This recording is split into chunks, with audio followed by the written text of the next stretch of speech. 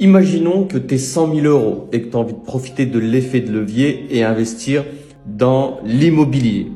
Tu as trois possibilités. La première des possibilités, c'est acheter cash ton appartement. Admettons que c'est un appartement à 100 000 euros. Tu l'achètes cash, tu as un appartement. Deuxième possibilité, tu divises en deux et tu empruntes la même somme à la banque. Donc, tu achètes deux appartements à 100 000 euros. Tu mets tes 100 000 plus tu empruntes 100 000. Dernière des possibilités, c'est que tu divises tes 100 000 euros par 10. Ça te fait un apport de 10 000 euros à chaque fois, donc 10% du futur investissement. Et tu t'achètes 10 appartements.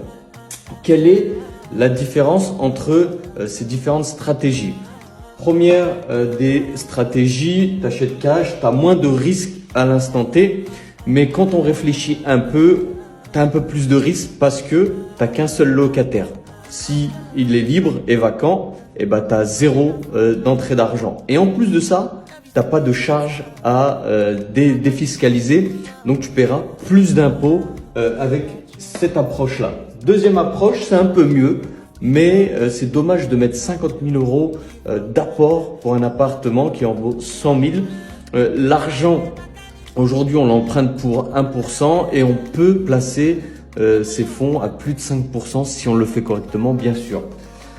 Dernière des stratégies que je conseille, c'est emprunter 900 000 et mettre 100 000 d'apport. Après, ça peut se faire en plusieurs fois ou en une fois pour un immeuble de rapport. Cette stratégie-là permet de profiter un maximum de l'effet de levier. Vous utilisez l'argent de la banque pour vous enrichir. Et en plus de ça, plus le temps passe, plus déjà votre patrimoine est plus valorisé, plus conséquent par rapport au premier cas où on a un appartement à 100 000, là 200 000, là 1 million. L'immobilier évolue, on a plus une tendance à la hausse qu'à la baisse. Donc à terme, au bout de 25 ans, tu n'auras plus de crédit. À ce moment-là, tu auras un patrimoine immobilier de, par exemple, 1,5 million. Et en plus de ça, tu as 10 appartements. Donc, il suffit qu'il y en ait un de vacant. Et tu as quand même les 9 autres qui font rentrer de l'argent dans ta poche.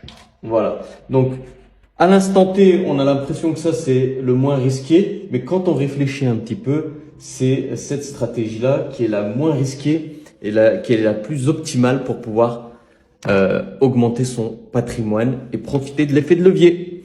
Abonne-toi. Ciao!